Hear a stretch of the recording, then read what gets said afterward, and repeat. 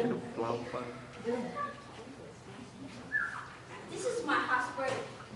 This is my real life. What? What did you say?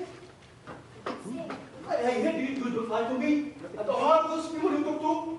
they're my friends and family. No friends, no family. You shouldn't talk to anybody except me. Why? Because you belong to me. I owe you. I owe your time. I owe your whole life.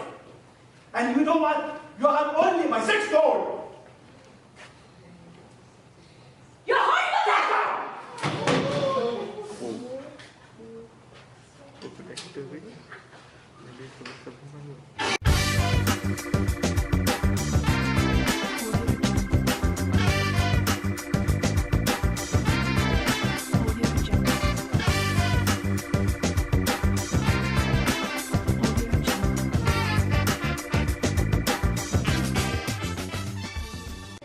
Hi, doctor, everybody. And he is good. So, Shanna, what is our focus today? Our focus today is on violence. Violence. Interesting topic. Talking about violence, a couple of minutes ago, before I walked into this studio, I saw a couple who were fighting. Yep. And you know that I saw the guy actually stood at the girl. Right? Do you actually see that? Yes, I do. So, what do you actually think about what you saw? Obviously, I have very strong opinions about what I saw. But I'm also very curious to see what the audience thought about the whole thing. Is there a way that we can find out what they felt? Sure. Okay, so everybody, I need your help. Okay, we have sent a message to the group chat. Okay, so what I need you to do is very simple. Just click on the link and you will come to this interface. What you need to do is just use one word to describe what you have just witnessed a couple of minutes ago before we actually walk in. Okay, and then later we'll discuss on that. Okay. Yeah, So, Shanna, what do you think? what they are doing there, what did you feel about what you saw? What did I feel? Good questions. I would say some part is pretty normal because it's like usually, some part of it I always saw it, but some part of it is not so much. What normal, not so much? I thought it was a very black and white situation, no grey areas. My God. I Not wonder really. whether- Sometimes something is actually quite gray, you see. Yeah. Okay, I wonder whether it's reflecting of what the audience thinks. So, what is happening here, Woon? Okay, so what you have happened here is, you can see there's voting here, right? Right. Okay, this one is how many percent have voted so far. Now it's 32 and numbers are coming in. Okay, so I think it's about our people here. And over here is actually the wording that people have actually put in to describe what they just saw. Okay. So the one with the biggest wording is the majority vote. And I would say here is actually appear the biggest one is normal. Yeah. So some actually put macho, but normal is appeared as the biggest. Meaning, the bigger the word, the most often it has been used by the audience to describe what it saw. Yes. Okay. Yeah.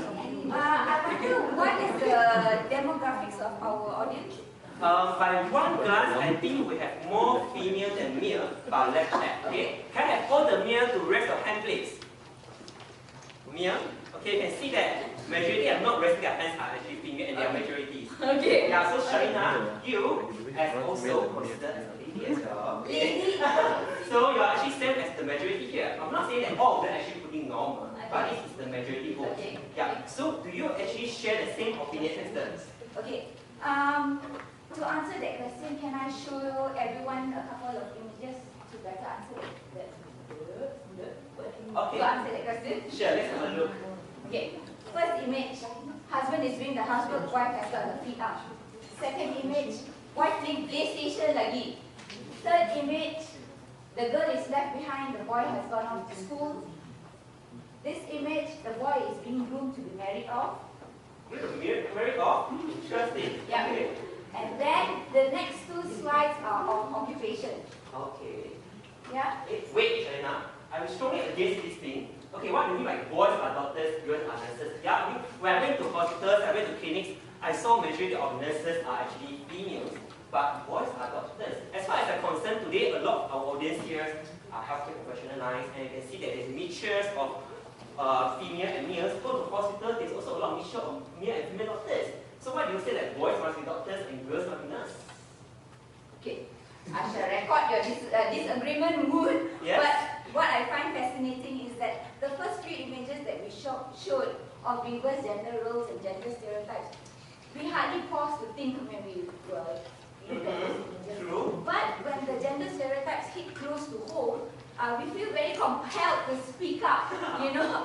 and gender stereotypes are socially constructed. That's why we see this popular image instead of this popular image. Beauty and the Beast and Beast and the Cancer. Yeah, so what is it that we find ridiculous about this image, What is it that we find funny about people's gender roles? Now, gender stereotypes have evolved over time.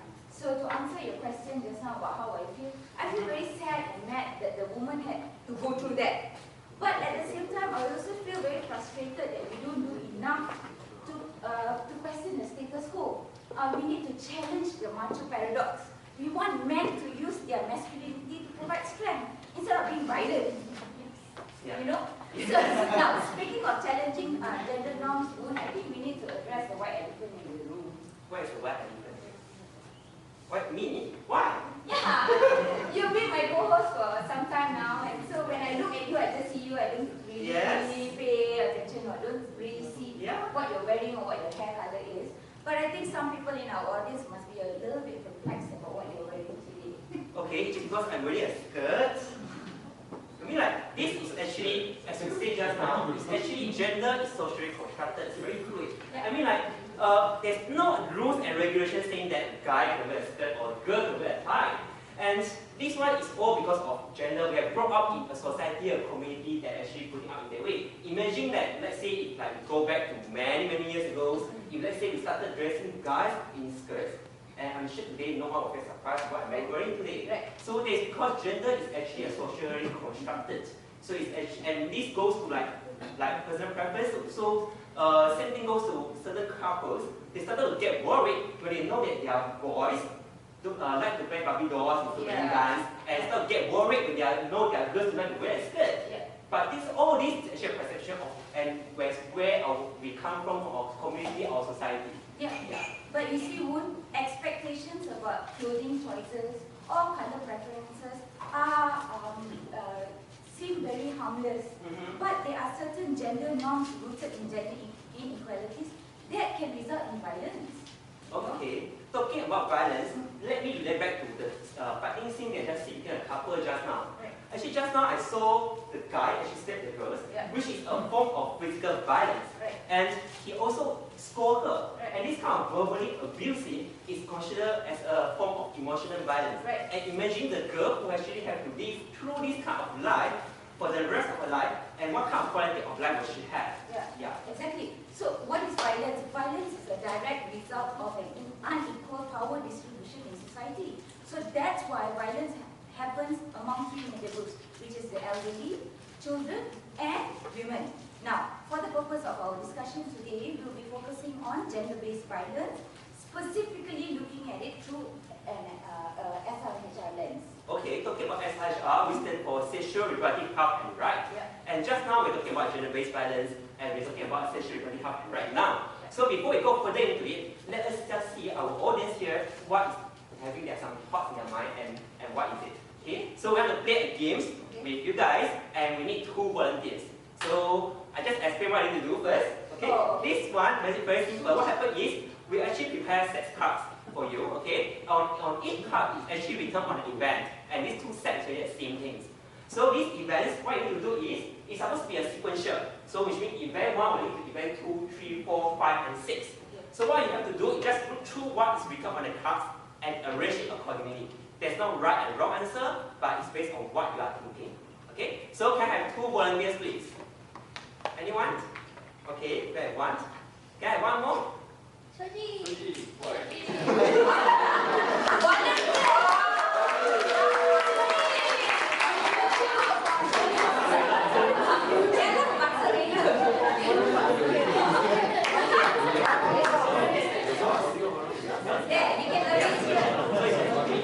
So we already put a tag here.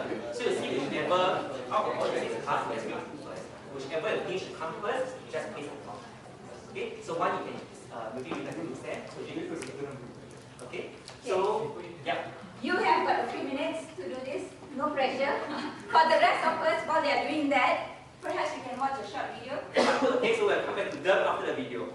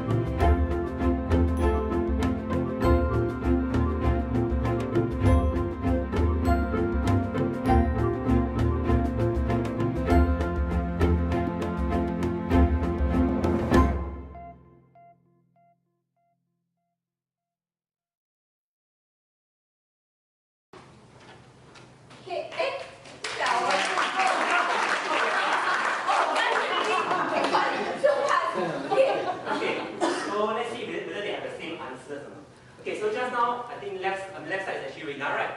Yeah. So Rina is putting up, or maybe before that, to show you what kind of cards we have been given to them. Yeah.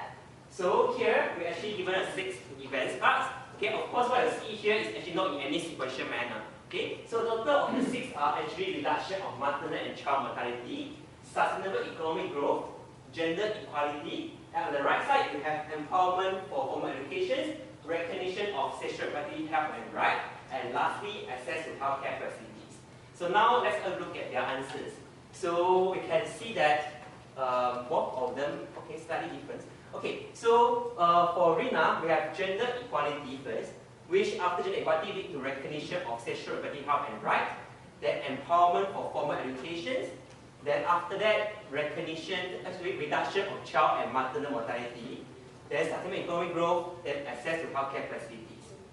Then for Soji, we have gender equality first, then go to recognition of SRHR, then reduction of child and maternal mortality, empowerment for formal education, access to healthcare facilities, and lastly, sustainable economic growth. So you can see there's actually quite different between the 2 persons. Very different. Yeah. So can I have Rina first actually explain to us what's come to your mind when you're actually putting out these sequences? I think for why gender equality, like I believe this. First, you realize that consider them equal. Right? If you consider them equal, then you think about the other, the two parties we're thinking of, right? So if you consider them equal, then you think about each other. Then you think about your your reproductive health of the other person. And when we're talking about that, considering other person and taking care of other person's reproductive health, then we talk about educating them too. Not just like, for me, it's not just going to the hospital and taking care. It's about being educated enough to take care of yourself. And then with all this education, the maternal and child mortality will go down. And for me, actually, it's rather more of a simultaneous process of sustainable economic growth and development of all these hospitals and healthcare facilities and making them available. It's more of a simultaneous parallel process at a government level and then business. Okay, so understand we know what's go through Rina's thoughts. Okay, when she was actually putting these sequences. How about Soji? What do you think? What do you put in this manner? Okay, for me, the first gender equality is the basic. So I just put in gender equality the first. And actually, I'm not really sure about the sequence about the other. Right. So I didn't put it there in my perception. So actually, I can't see it now. We need my glasses now. Don't have to be shy. Last semester I didn't wear glasses. This semester I need glasses. Don't be shy. Come.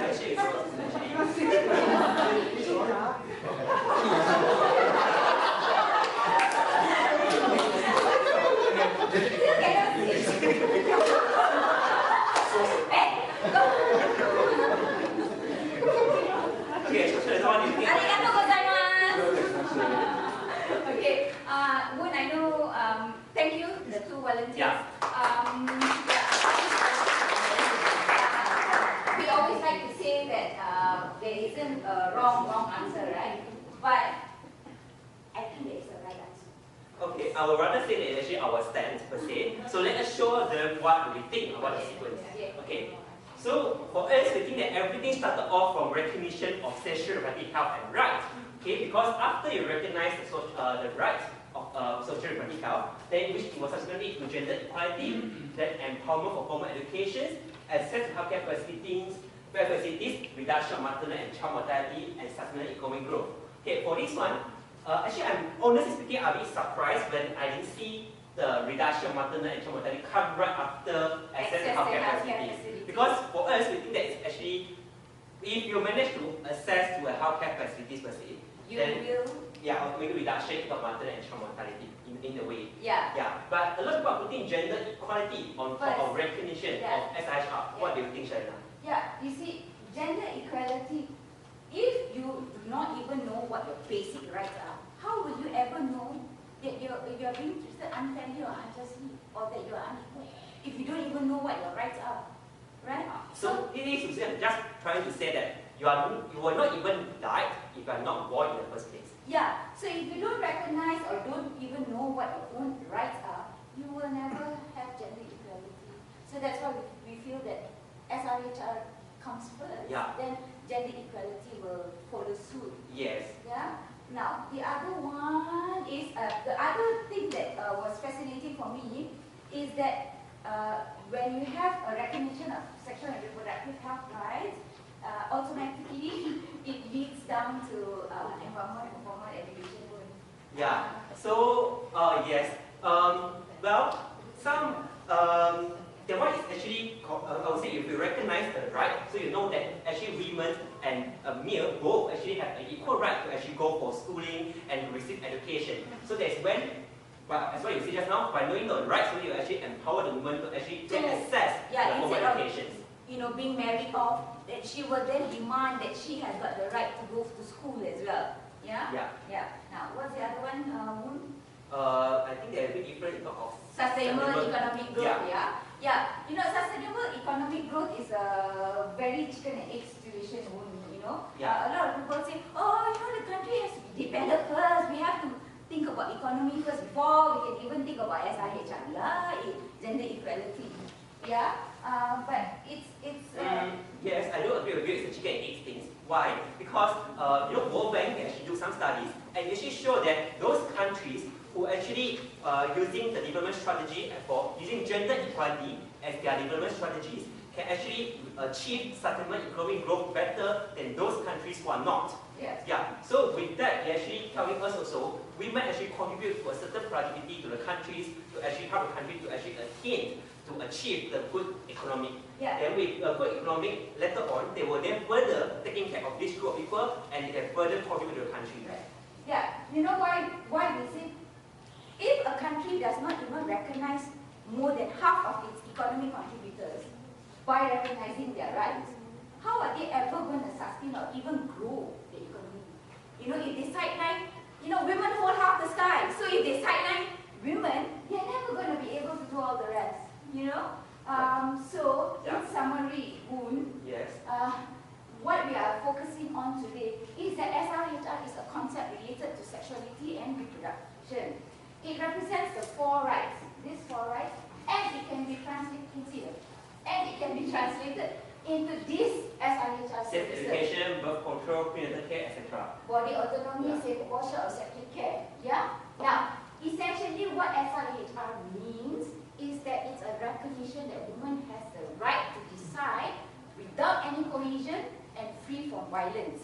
Right? Now, this lack of recognition for a woman's right leads to GBV. Gender-based violence. Right? Now, GBV in itself, which is rooted in gender inequalities, is a direct violation of SRHR. Yeah, so now I see a clearer picture. So we're trying to say, let's take an example of sexual violence, right? Rape, etc. Okay, so sexual violence is actually a form of gender-based violence itself. Okay, so it actually is a violation of an SRHR. The SRHR composed of the four things, which is sexual health, sexual rights, reproductive health, and reproductive right. And sexual violence is obviously a violation of it. Yeah. So in other words, also saying that if they have a SRHR, eventually if recognized, these ones are supposed to be able to mitigate. Right. So now, what are the consequences of GBV? Or what can GBV result in? GBV can result in all this: female genital mutilation, forced sterilization, incest, child marriage, rape, and stuff like that. Now, how can we mitigate the negative, harmful practices of this? It is through access through SRHR services. Why? Because women survivors who have been through GBV, their first point of entry will be to seek medical care. Right? And women at some point in their lives will have to access SRHR services. For sure, at what? For period menstruation, for birth, for pregnancy. So healthcare is a very critical entry point for us to mitigate negative consequences of GBV. Yeah. Yeah. So talking about gender-based violence, and now we move on to a sexual reproductive health and right. So in terms of the linkage of these two, can I say that a country which actually recognizes a right better, it will have a low gender-based violence rate? Yeah, this linkage is not new. Yeah, there is a growing body of evidence that support this linkage of how critical it is to look at gender-based violence through an SRHR lens. Now, there are measuring tools that have already been developed, and one of the measuring tools to measure the strength of this linkage is the reproductive Okay, RHI actually stands for Reproductive Health Index. This is actually an index they use by a lot of countries to measure how much is this SRHR being recognized in their home country. So what it does is actually it has a total of 5 dimensions, and each dimension it has its specific indicators, and a country will then collect all these indicators to have a marks. So the higher the score, which means that the better the country in recognizing the right for the women. So the 5 dimensions are: first, preventing unintended pregnancy; second, increasing access to safe abortion and post-abortion care; third, helping women safely through pregnancy, childbirth, and postpartum; fourth, preventing and treating STIs, including HIV and AIDS; and lastly, enabling environment. So you can see that on the right side is all the indicators for each specific dimension. And all these indicators are being generated in the way to reflect on the right of the women. It is not just simply plucked from the sky. Like taking one dimension as example, if I say preventing unintended pregnancy, the 2 indicators are: first, percent demand satisfied for contraception among currently married women, and second, informed choice. Just now, Sharina mentioned one of the SRHR services, including family planning. So let's say if the women's rights are not being recognized, they will not be able to, or they are not allowed to actually seek for family planning.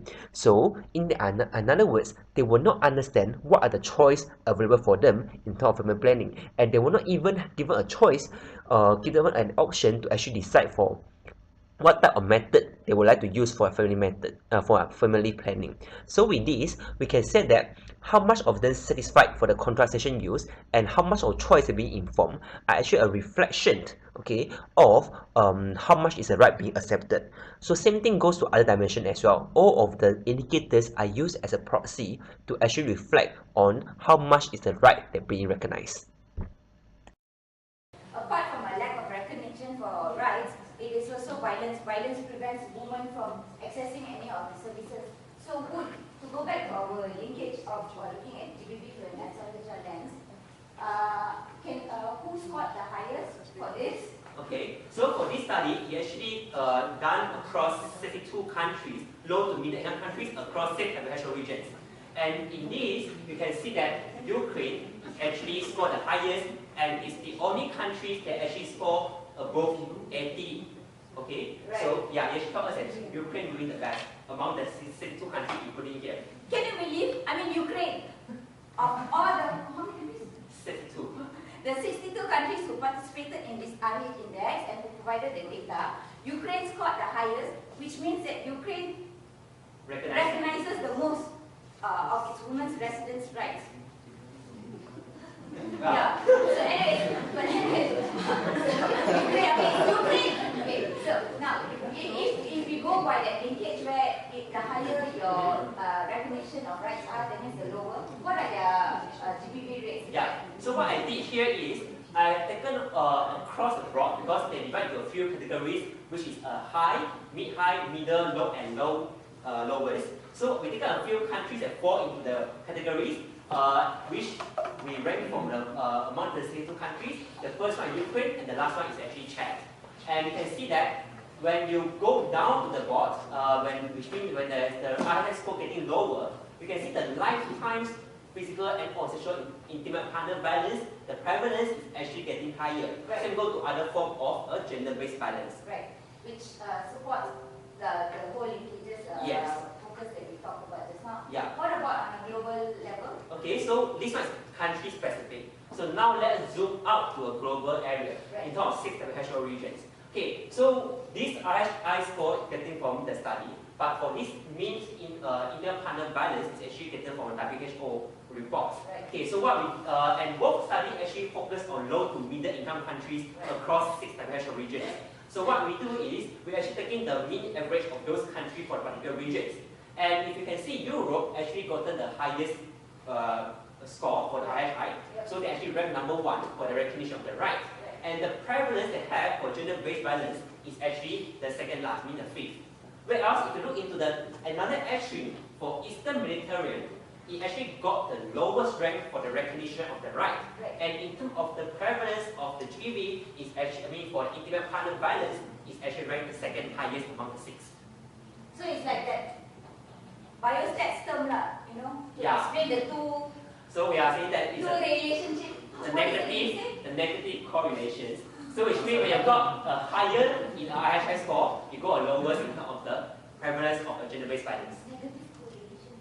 Okay, but anyways, I hope you all see. You see, the higher a country scores on the RHI index, which means they recognize women's rights, the lower they are on on rates of intimate partner violence.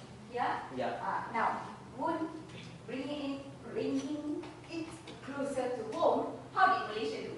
Okay, unfortunately, Malaysia did not participate in this RHI study. So we did not have an RHI score for Malaysia. Right. Okay? But however, I think Shana, you have prepared something for the violence part, right? For Okay. Malaysia. Now, you see, this RHI is all voluntary. It's about a country providing the data. Now, we cannot say for sure why Malaysia didn't provide the data for RHI. However, let's look at our GBV rates, statistics by the Malaysian Royal Police as well as WHO Women's Aid Organization. As you can see over the years, our domestic violence statistics have been going up.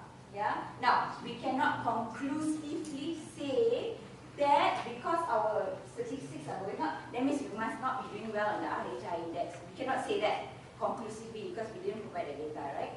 But we should acknowledge that there is work to be done in Malaysia in recognizing sexual and reproductive health rights for our women. Yeah. So when we're talking about sexual and reproductive health right, and then we're talking how does it link to a gender-based violence. Right. So when we knowing these two linkages, what can we do actually? Yeah, okay, so these are measurement tools, yeah, as we said. Now, there are also accountability mechanisms available to strengthen that linkage. Now, one of the accountability mechanisms is the ICPD. Yeah, which stands for International Conference on Population and Development. Yeah, the ICPD has developed plans of action for governments that have signed on, which is 174, which is generally all our governments here. And it is for them points of action, recommendations on what they can do to strengthen the linkage of looking at GBV through SRHR. Okay, that's correct. So now, let us watch a video to explain to us what is ICPD all about.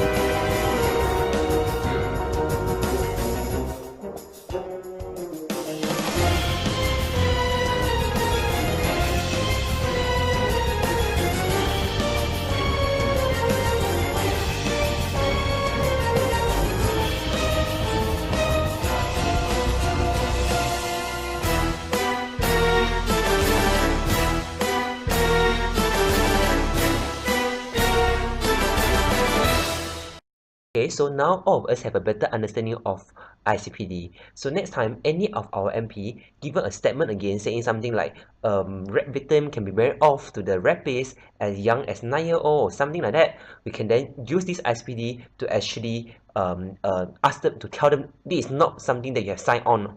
So to use this to actually force them to adhere to what is the principle of ICPD.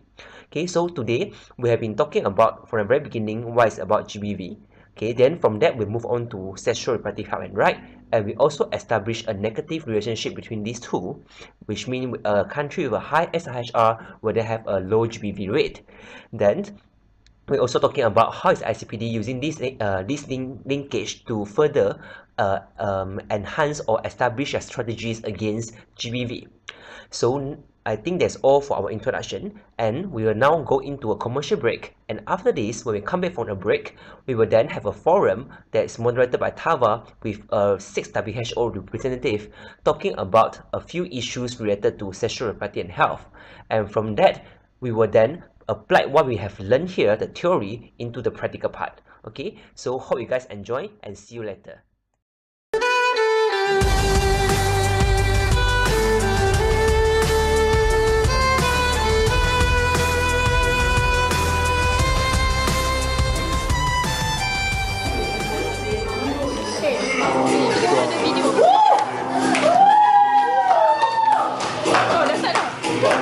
Kembali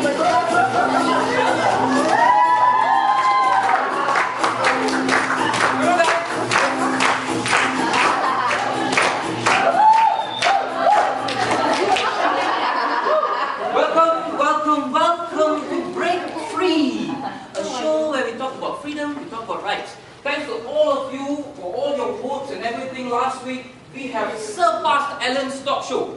Okay? The best talk show in the whole world. Anyway, today, welcome to Malaysia. I'm your host, Ellen the Stingy. I'm your host, Kawala, and we're going to talk about women. We're going to talk about women. Jaya, we're going to talk about women. Before you have any wrong thoughts, okay, I'm going to specify, you're going to talk about women's rights. Now, I'm very sure a lot of you, I think finally you'll be thinking, why must I know women's rights? Am I right? I mean, I'm not going to tell my wife, you have some rights, you know. You have something extra that I need to tell you. You go back home, you don't shower, you sleep on the bed, and then you tell your wife, you know what, I went to the show today. You have to speak up, my girl. You have to speak up. The next thing is a boxing thing. Yeah. Okay, so yeah, but the thing here is, what with these rights that we're talking about is something much more simpler than what you guys think. For example, if I were to ask Ku, are you married? Yes. You married? How many kids? No kids. Yeah. Okay. Just imagine you have 5 kids. Okay, imagine you have 5 kids. Difficult, I know. Okay. For your size, I know, but 5 kids. 5 kids, okay. And you and your wife already decided no more. Okay, no more. Your wife told you no more. No more.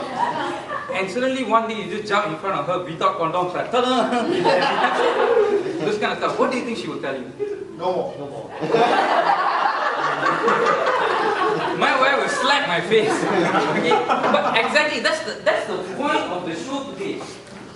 Women have the rights to say no.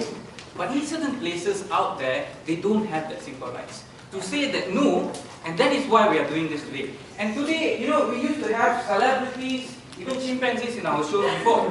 But today, we have real, you know, I'm very nervous today. Because we have really qualified people from WHO regions. They are representing 6 WHO regions. So, with all honor, I'm going to introduce to you Dr. Hanadi. Representing the African region. Beautiful guy. And sweet Dr. Yemen. The voice of Yemen. Is that your sister? Sorry, I was confused. And you must be the prettiest woman I've met today. The prettiest Thai woman, this is Ching, Dr. Ching from Thailand.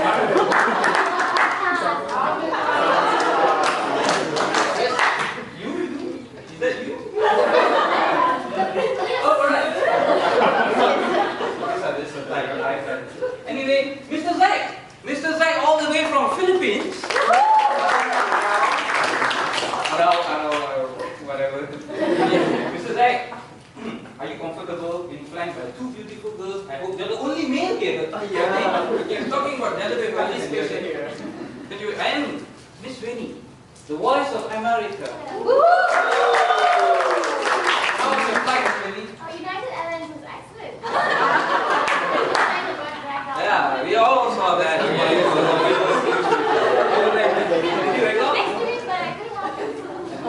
Okay, anyway, moving on. Okay, we're talking about rights here, and I think we're going to surprise you. Okay, we're going to surprise you. We're going to introduce 3 topics. Okay, we can't cover everything. We're going to just introduce 3 topics, and here's a surprise.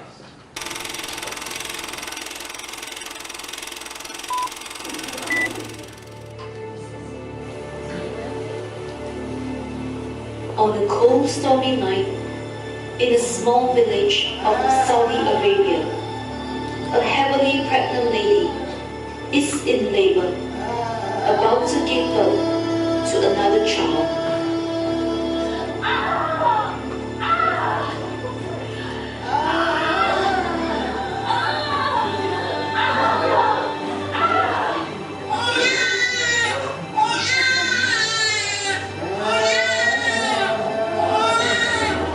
That night, a baby girl was born, and she was given the name Espa.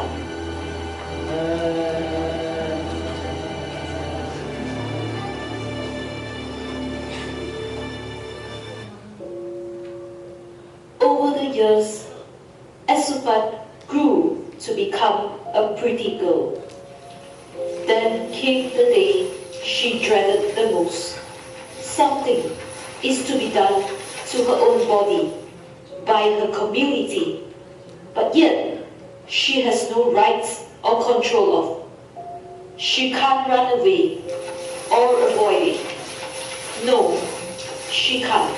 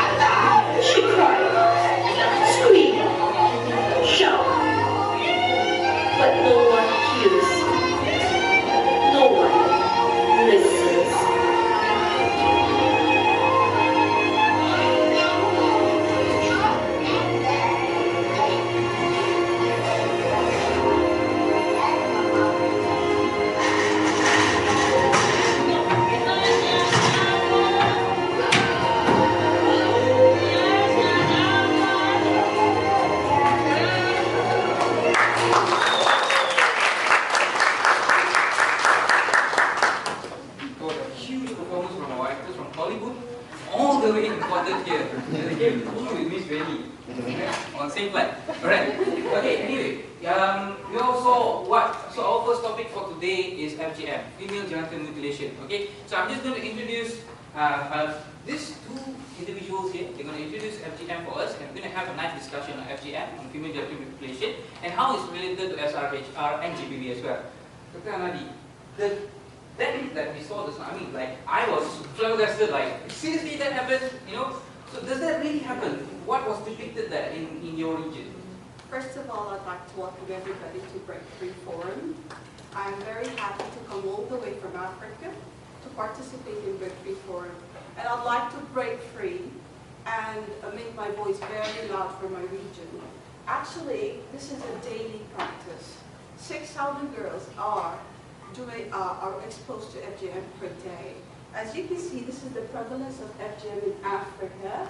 See, 89, 44, 88, 91, 74, Somalia 98, 93. So it is a very common practice in my region, and it is done on daily basis. Yeah. Also, if you can notice that in Eastern Mediterranean, hello everyone. I know. So it's a really important issue that also in Eastern Mediterranean is basically a little bit combined. So we have 5 countries, which is Egypt, Sudan, Somalia, Iraq, and Yemen. And if you notice that most of the countries are geographically allocated in Africa, even though they are in my region. So we can say that the core issue is allocated in Africa mostly. Okay, so that was a form of violence. You agree to that? Yes. It is a form of violence. I mean, I want to ask you, do you have anything to say? I mean, who goes through this practice? Right. Actually, when you like put a lack of sexual reproductive health rights, and then the end result is gender-based violence, you end up with female genital mutilation. That is a form of physical, mental, and social violence done on females at a very young age. I'd like my colleague to talk first about the age distribution of female genital mutilation. Yeah, like if you notice, like most of the people don't know, but female genital mutilation is not always at a certain age. It could be at birth, and it could be up to 10 years. And there is a ceremony, and usually it's in Africa. You can further discuss this point. Yes. So, as you can see, we've made a timeline and consequences of female genital mutilation as a result of gender-based violence and lack of sexual reproductive health rights among females in Africa. So, it's usually done before the age of 15 years old. We're talking about physically cutting the female reproductive organs for no medical reasons. Actually, it is a social-cultural practice done in a ritual ceremony for females either during birth, as you can see right here. Sorry. As you can see, it is either done during birth or at an age group between 7 to 15 years old. So they are at an age whereby they don't have the right to speak up, they can't speak up, they're unaware of their body autonomy, they're unaware of their sexual reproductive organs. So this has been practiced on them by elder females, not really medically oriented or surgeons. These are traditional midwives or traditional birth attendants who do these cuttings with unhealthy sharp objects like razors, scalpels, all of these things. They cut the female genitalia for no medical reasons, but there is a social cultural reason for it, is to safeguard virginity, purity, and to safeguard the honorability of the family. They think by doing this practice, they will safeguard the virginity of the female, and she will not be having extramarital or premarital sex. So they are brought up in a community whereby there is severe oppression and lack of sexual reproductive health towards the females. And females there are considered to be the sex toys for the males. So they don't have the right to say no. And it goes on from generation to generation. As you can see, from birth all the way, we can go, this violence continues when she goes into the teenage. She will suffer severe menstrual pain. That, of course, if she escaped death from the beginning. Because some people end up dying because of this cutting due to hemorrhage, infection, all of this. Then she gets to get married. Of course, this is one of the reasons why this is practiced, because if she's not circumcised, it will be very hard for her to find a husband. So she gets married. What happens? She's not even enjoying marriage because of this violence being done to her reproductive organs. She doesn't feel any sexual arousal, loss of libido, and painful sexual intercourse. And then she goes on and she gets pregnant, right? So this violence continues, this physical, emotional, and social violence. She ends up with obstructed labor, can possibly die during obstructed labor, or any deformities to the child because of delayed labor, or she can end up with obstetric fistula, and then the husband, who is supposed to be satisfied with female cutting, will just abandon his wife because of this fistula. So she continues facing all these types of violences. It's a very severe form of sexual violence. She doesn't feel anything, and at the end she can just be abandoned for having an obstructed labor or ending up with a fistula. So she carries on this, all this violence since she was born, all the way until she gives birth. She gives birth and she goes older. But the point is, it never stops. Till this day, as recorded by the WHO, 300 million females alive today have undergone female genital mutilation at a rate of 3 million per year. That's a huge number. Thanks for sharing. I mean, it is so funny to know. I mean, if it's done to kids, I know they don't have a voice. How about their mother? I mean, would they be able to say anything at all? No, the mother cannot say no. If you go back, this kind of ceremony, it's happened since the ancient Egyptian, where the power was in the hand of a man, and the woman would have no say to say no. She just will carry on it. And because it's now a culturally rooted thing, so most of the women think that they should do that. No one knows that they need to stop it. They don't recognize their rights. Right. Just one more thing. Something that has been there for 1,000 years, right? And this is an environment where women are sexually oppressed. You're not allowed to show your sexuality. You're not allowed to show your sexual organs, and you are there to satisfy the male partner, right? So you don't really have a choice. And then the males are one of the main supporters of FGM, right? Because they get really sexual arousals and they show their masculinity, right? So they are the main reason why females continue to do this. And in such culture, if you're not circumcised, you will never be married because you're considered a deviant. Like you're having, for example, in such cultures, if you have the clitoris, you're considered looking like a male, like having a penis like a male, right? So, and I think it's a form of beautification. When the female is excised and put into a smooth structure, she will look more prettier. Although they are depriving her of her sexuality and her sexual rights and her body autonomy, right? So in such a culture, it's really hard for you to stop it at a moment, but you just hope that the future generations, through education, through involvement of the government, religious leaders, media, that it will decrease somehow. Very interesting. Thank you so much. I mean, the fact that you said male satisfaction, that's a very new term to me. Okay, I got married and male satisfaction was definitely not in my dictionary. My wife used the rules of sex, okay? I mean, coming back to Malaysia,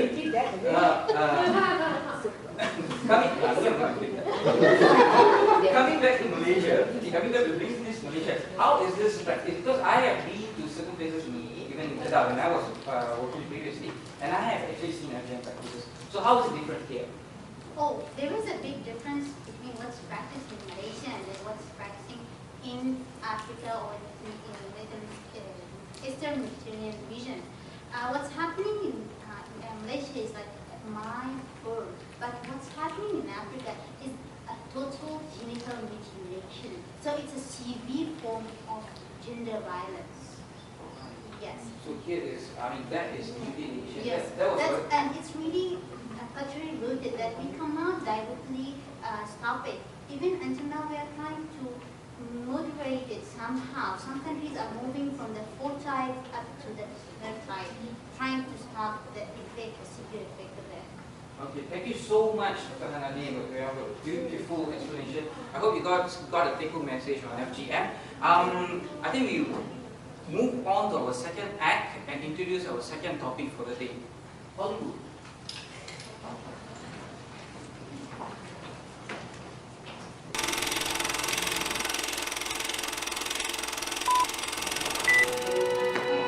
A few years later, Asupat was married off to a man. Barely 2 months into her marriage, she got pregnant with her first child.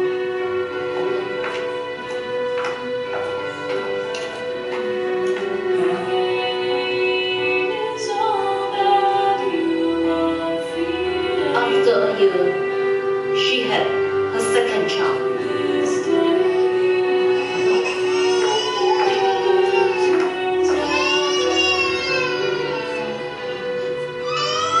And a year later, her third child.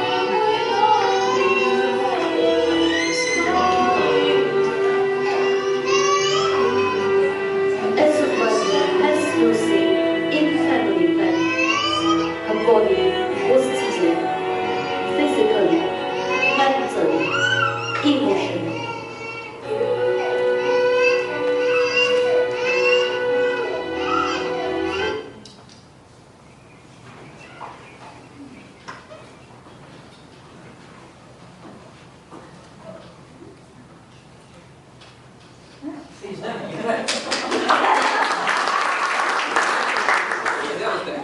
such a beautiful performance by our single. That was the one who voted last year in Oscar.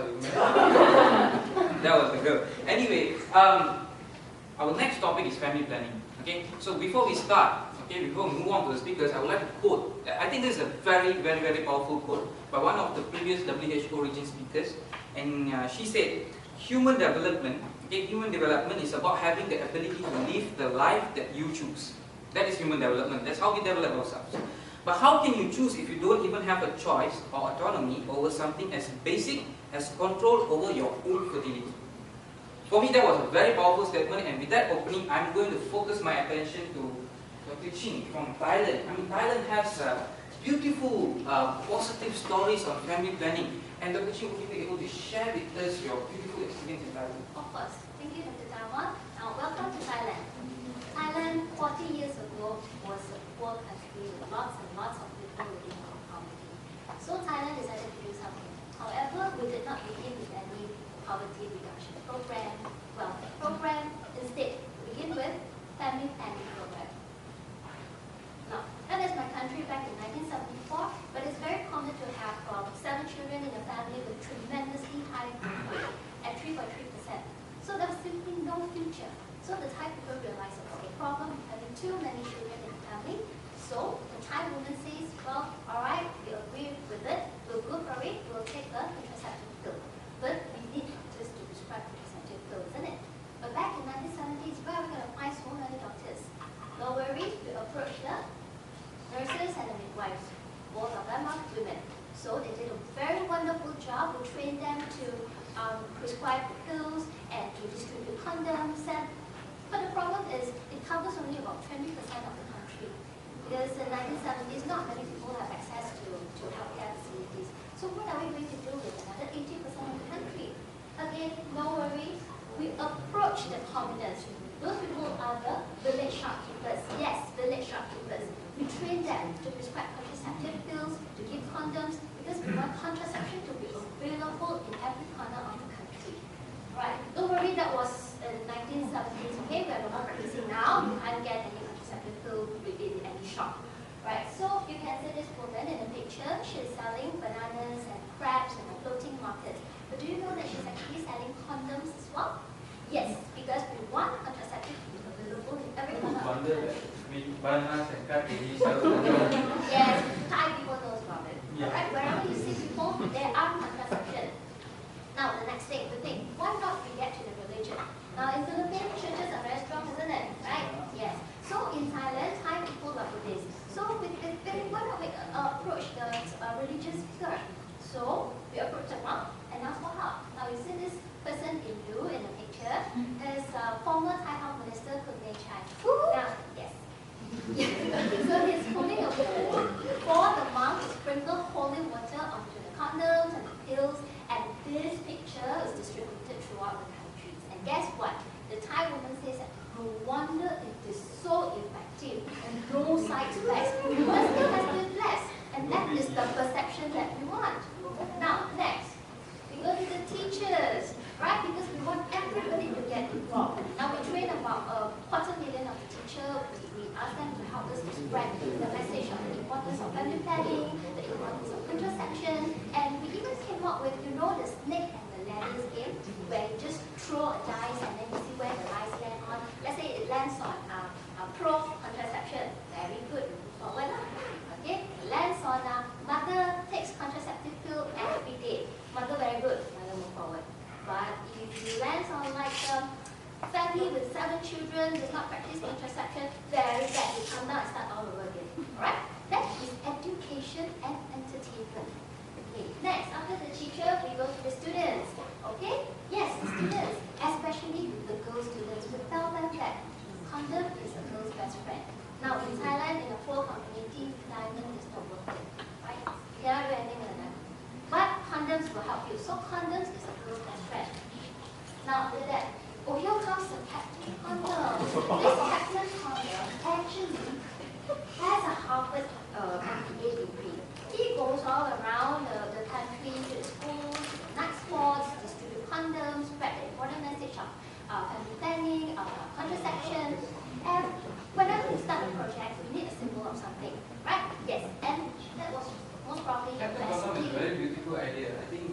some of us will have some release, please. There's a job scope for us. Captain Condom, anyone can be. I have no idea why Thai people glue condoms all the time.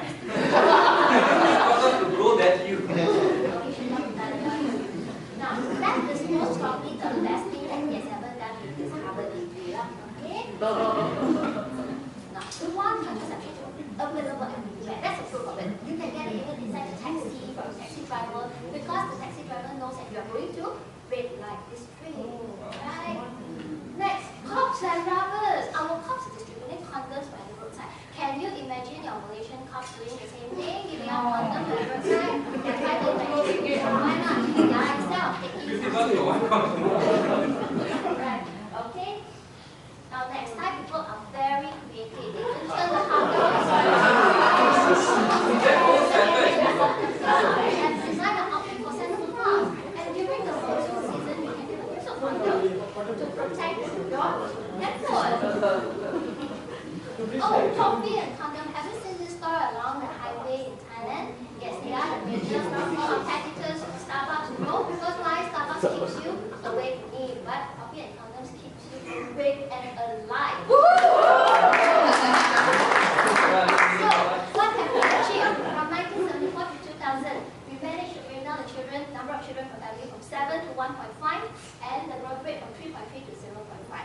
And this great achievement, we owe it to one person named Kunmechai Viravadia, who is the former Thai Health Minister and also the founder for Population and Community Development Association, which is the largest and the most influential NGO in Thailand. Now, according to Kunmechai, that is the Thai tulips. Okay? Now, for those who do not know who is Kunmechai, I will show you. Now, this handsome uncle who can speak very fluent English is Kunmechai. And if you can see the wordings on the t-shirts that he's reading, Kunmechai says that Thai people did not discover weapon for mass destruction, but Thai people do know what is the weapon for mass protection. Woo! You know what it is? Yes! The most enthusiastic condom child. Right, it's very interesting to know how much condom is available there. It's as if like I just feel like having sex and you just click on hey condom. That's how much condom is in Thailand. You just barge into a condom. Okay? Anyway, the other important question here is that since we're talking about sexual reproductive health rights, one important question, how much are the Thai women empowered in decision making for family life? Right. Okay. Do you remember from the beginning that I mentioned that when the Thai people realized about problems having too many children in the family, right? So the Thai woman says, all right, we agree, we'll go for it, we'll take the pills. So who is the boss here? The man or the woman? Women, yes. So the family planning program will not reach anywhere if the woman doesn't have to say. Now look at the picture. This Thai woman is looking beautiful, very confident. Why? Because generally in Thailand, the Thai woman enjoy a pretty high status in the society. Let me brief you about the status of Thai women in society. Now, number one, of course, as what I mentioned, in general, high status in high society where they can own land, they can inherit property, they have the freedom of speech, freedom of movement. And number two is near absence of division of labor. Now, Thailand is one of the few places in the world where there is near absence of division of labor, which simply means that the women are doing much of the same job as the men. They even plow the field, and the men also helping in washing, in cooking, in cleaning, and also taking care of the babies. And number three, okay, Thai women, they are protected, they enjoy equal protection as the men until Article 38 of Thai Constitution. And last but not least, women are also written as the hind leg of elephant. So that means that women are considered as playing a very important role behind the scenes, supporting the men, and they are a productive member in the society. So from Thailand, I would like to conclude that the success of family program is due to three points. Number one is the recognition by the Thai government of the rights of the woman to obtain family planning freely. Number two is general high status of the Thai women in the society. And last but not least is the hard work of Mr. Kondo, my idol, Kunmechai Viravadia. Thank you. Thank you, Dr. Ching, for sharing this enlightening and fascinating story of Thailand. So from here we can see the recognition of SRHR in Thailand empowered the Thai ladies and made the family planning program a success. And this is the opposite in the Philippines, with our population growth rate at 1.7%, which is much different from Thailand at 0.5% per annual change. And our fertility rate is at 3.08. So, what's happening in the Philippines? Statistically, Filipino women are recorded to have high education level and high percentage of them holding administrative and managerial position among all Asian women. We even had two female presidents before. So what's wrong? A study by Teresa Abada and Eric Tonkora shows that social status and educational level do not affect authority and family planning. What importance are women household autonomy and sexual autonomy. This shows that even in a community where the women have high educational level and social status, but without recognition of SRHR, the women would have no household autonomy and sexual autonomy, and these would prevent them from having a good family planning practice. Let me share. You can see in figure 1 the usage of modern contraceptive methods among married women aged 15 to 49 years in Philippines are less than 40%, that is as of 2011. And in figure 2, only about 20% are using oral contraceptives. These are very low. On top of that, we also have religious and political barriers. When our government would like to introduce reproductive health law, there was quite a protest by certain groups. Responsible Parenthood and Reproductive Health Law was passed on 2012. However, it was stopped by Supreme Court order due to opposition from Roman Catholic Church. Now, our current president, Rodrigo Duterte, issued an executive order directing agencies to fund and enforce the family planning program so that everybody can get free access to. Let us see this caricature. You can see at the back there is a poster saying reproductive health is sin. And you can see how many children do they have? Can you count them? And the lady is saying, kailan ka maghahanap ng trabaho? Which means, when will you find a job? So the message from this caricature here is, which is a bigger sin? Family planning or failing to support your family? Here I have statistics from the Philippines. Gender-based violence is on the rise. As of 2013, there are more than 20,000 cases recorded. These are very high. So how does gender-based violence relates to family planning? As you can see in the bottom, the more number of children the woman have, the more likely for her to experience physical violence. Usually, women who are exposed to gender-based violence are less likely to seek contraception because they are not recognized for their household autonomy and sexual autonomy. But having more children would put them at higher risk of gender-based violence. So this is a very vicious cycle. Let me take you further into the issue. Women with high number of children and women who are pregnant are at higher risk of being exposed to violence, particularly intimate partner violence or IPV. These women have no power to exert their rights to practice contraception. Therefore, to protect themselves, they would secretly practice. However, if they get caught by the husband or partner, they will be put at higher risk of violence. So this creates a very vicious cycle which prevents success of good family planning practice and achievement of SRHR in women in Philippines. So we believe by the passing of the Responsible Parenthood and Sexual Reproductive Law in 2012 by Philippines government, this would be a stepping stone in our advocacy for SRHR in the Philippines. Hi, It's interesting to learn about SRHR and how it's associated with GBV. I'm directing this question to Miss Fanny. Since she's from America, I'm sure you know about the global gag rule. Would it disrupt rights of women receiving contraceptives? Thank you for that question. So, for the benefit of everybody, what is the global gag rule? So we all know early this year the 45th President of the United States was elected, that is President Donald Trump. And one of the first few things he did in January itself was to actually implement the global gag rule. And what this global gag rule is it is a US foreign policy that prohibits foreign NGOs to receive funds from US for advocating for abortion or providing abortion as a method of family planning. So what most Americans think is that, it's just restricting some funding for abortions overseas. It's no big deal.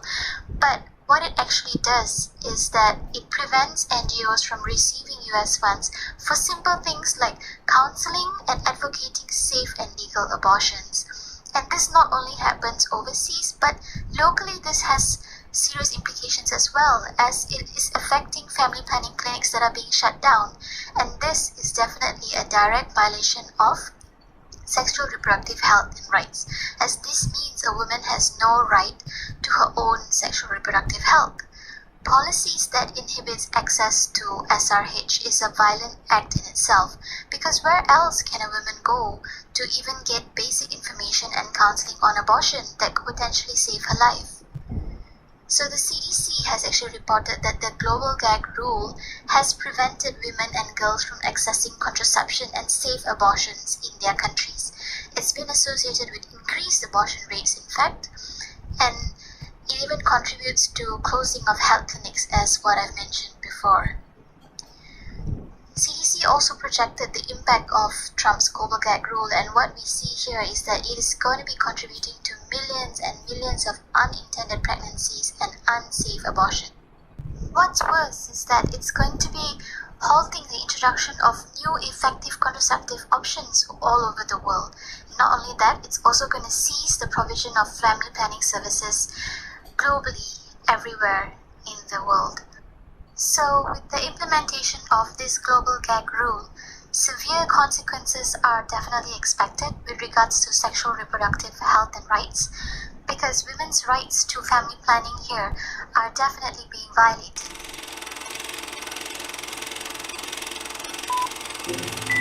To flee the country for their own safety. Asupat finds herself in a similar situation and ends up in a refugee camp with her 3 children. Resources are scarce, and Asupat does all that she can to get extras for her children.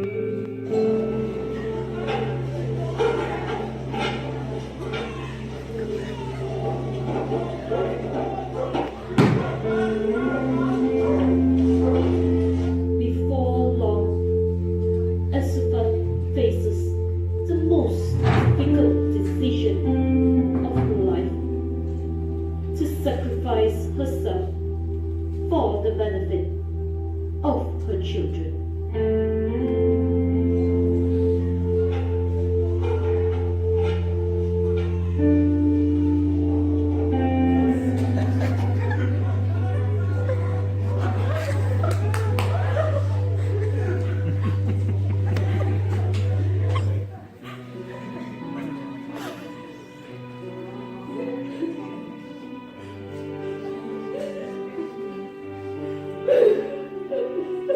Asupat was raped, denied of her sexual rights, but in order for her children to survive, she had no choice.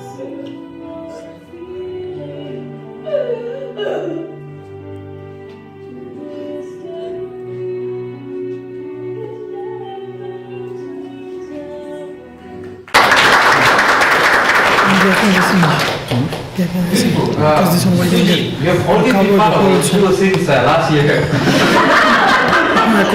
What the show play?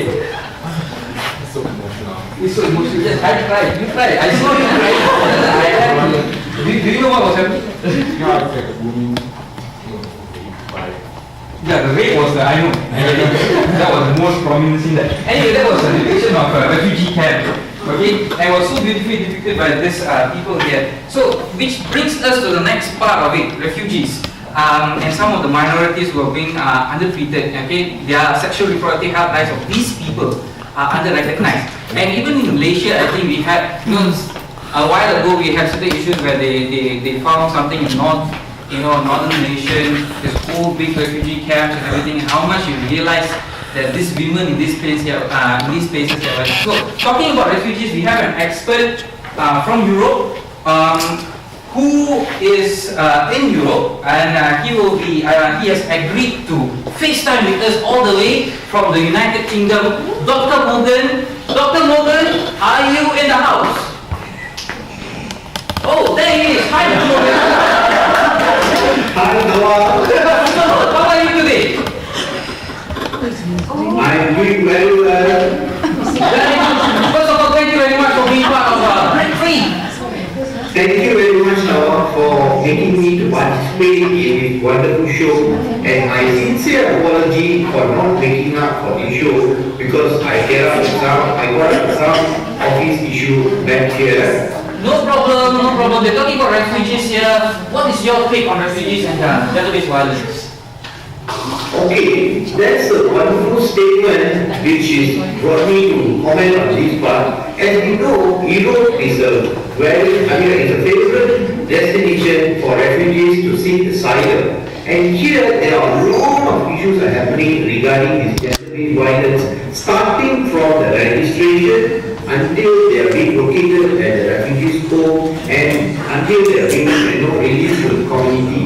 So there are a lot of issues are happening here, maybe because of, number one, because of the power which is being held by the authorities here, whereby most of them who commit the gender-based violence are the authorities people. And number two, there is no proper case definition for gender-based violence in the refugee camp. And number three, there are lack of reporting. That means there are no proper data regarding the incidence of gender-based violence in refugee camp. So as we know, recently there was a research conducted by European Union against women violence. They have conducted a survey about 42,000 women who are living at the refugee camp, and the finding is very much alarming because they have found out that 33% of the total population who responded to the survey are exposed to some sort of gender-based violence. Literally, this means 1 in every 3 women are exposed to gender-based violence, and this directly exposed to them to a lot of health hazards. Number one might be sexually transmitted infections and also HIV. And this magnitude of this problem is huge, and we are now actually trying to address it by conducting a few pilot studies in countries like Hungary, Poland, Croatia, Germany, and a few other European countries. And soon we will come up with proper data to address the issue, and we will come up with a proper guideline to tackle this problem. Okay, Dr. Mono, beautiful. Thank you so much all the way from Europe. Okay, Tawa, thank you very much for participating in this wonderful event. I hope that I have contributed something for the event. And till then, see you guys. Bye.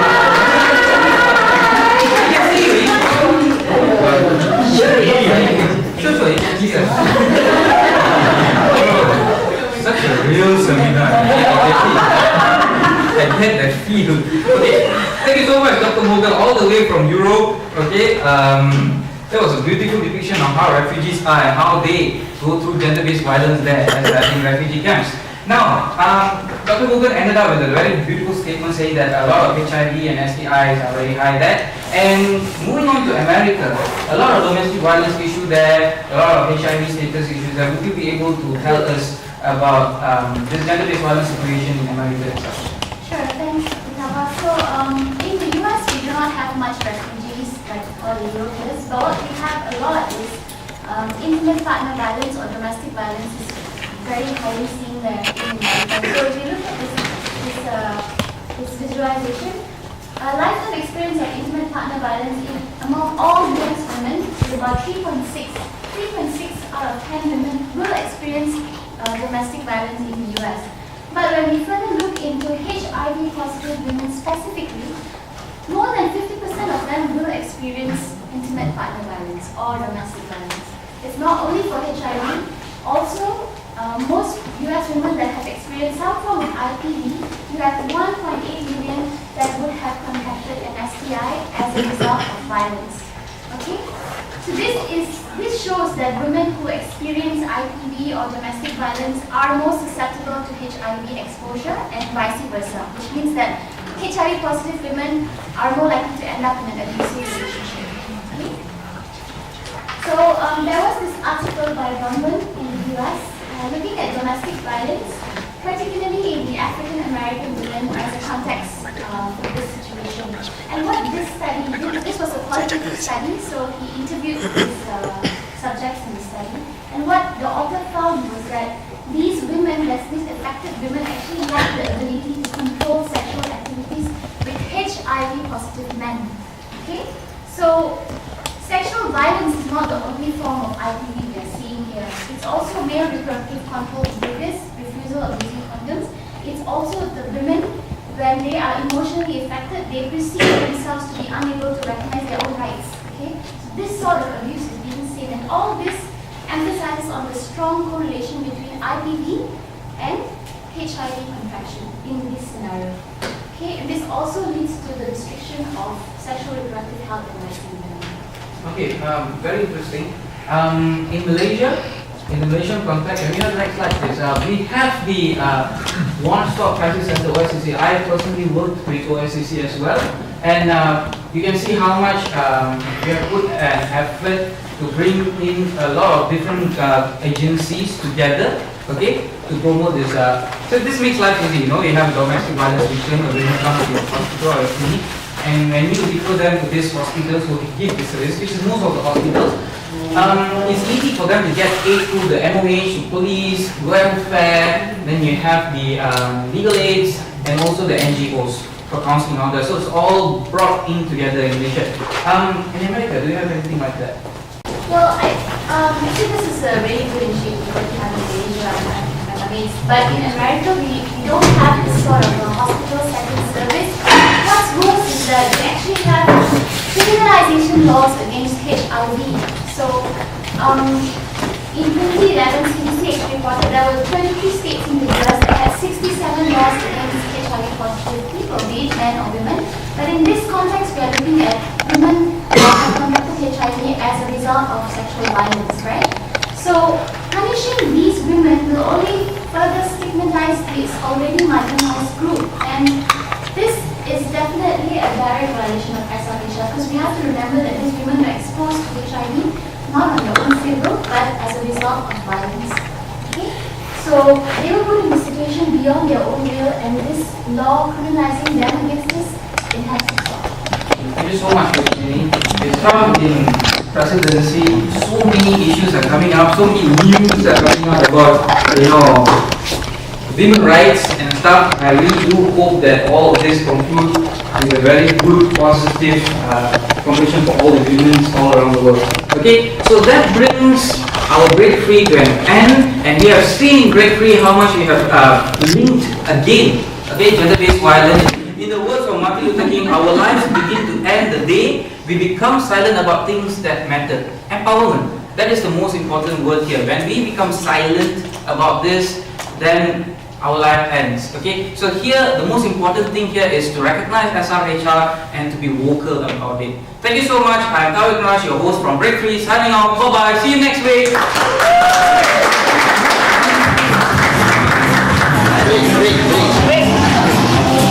Thank you.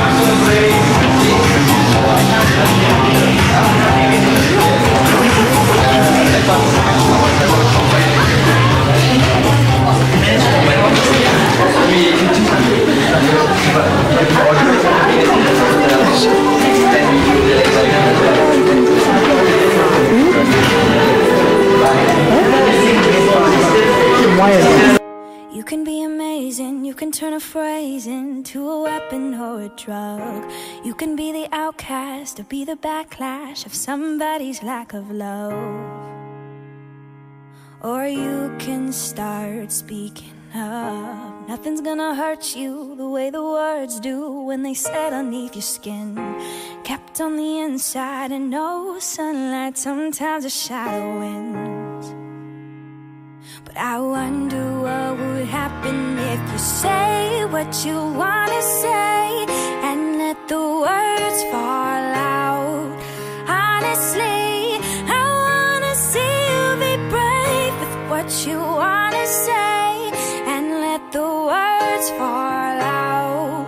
Honestly, I wanna see you be brave, just wanna see you say what you wanna say and let the words fall out. Honestly, I wanna see you be brave with what you wanna say and let the words fall out. Honestly, I wanna see you be brave. Oh, oh, oh. Just wanna see you be brave. Oh, oh. Just wanna see you be brave.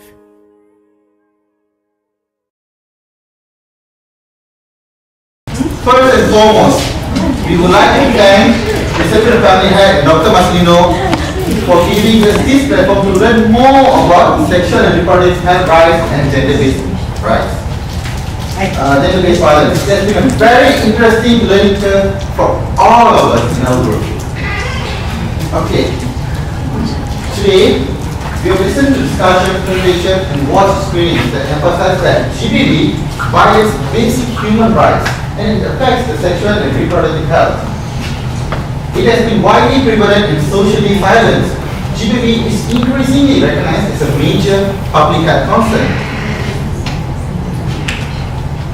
At this time, Shalina and Wool introduced to us the critical linkages between GBV and SRHR and how GBV is a major problem that negatively affects the reproductive health of women and girls.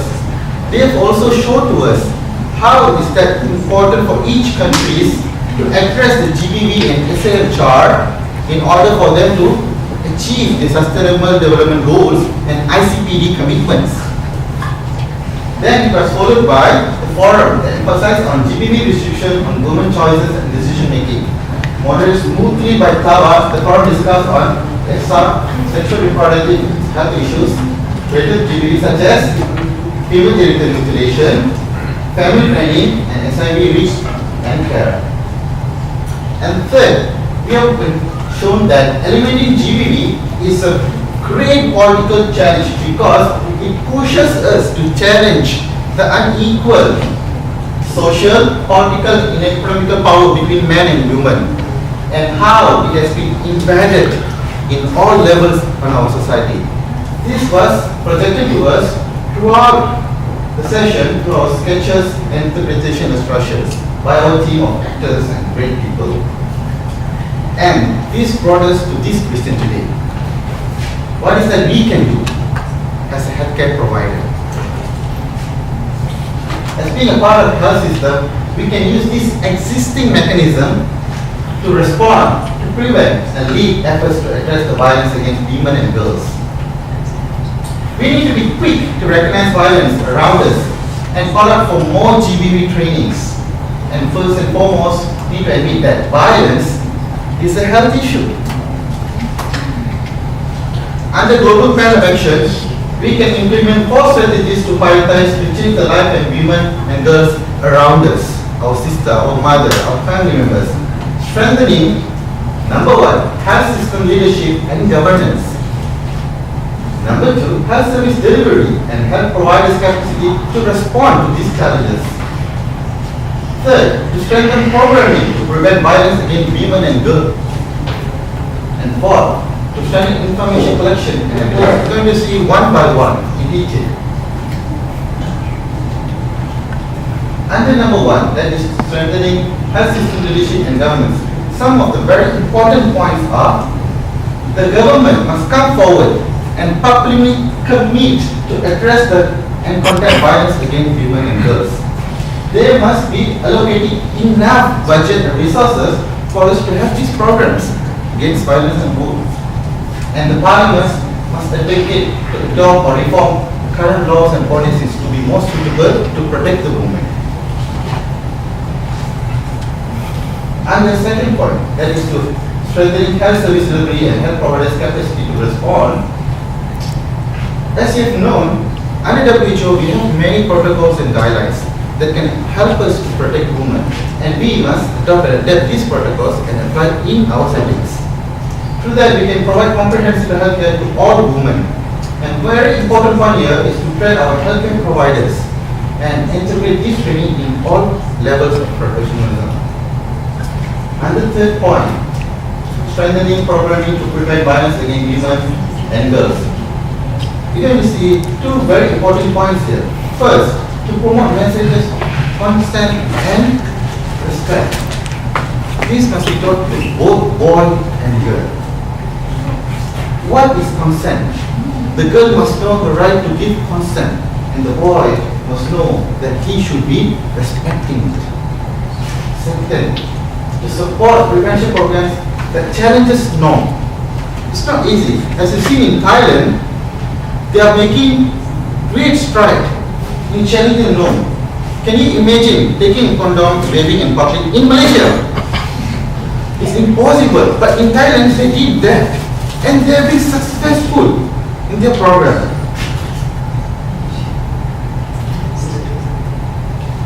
Number 4, strengthening information collection and evidence.